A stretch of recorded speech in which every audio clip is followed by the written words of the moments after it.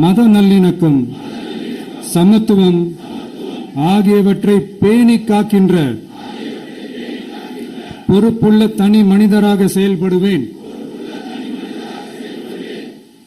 மக்களாட்சி, மதச்சார்பின்மை, சமூக நீதி பாதையில் பயணித்து என்றேன். சாதி, மதம், பாலினம்,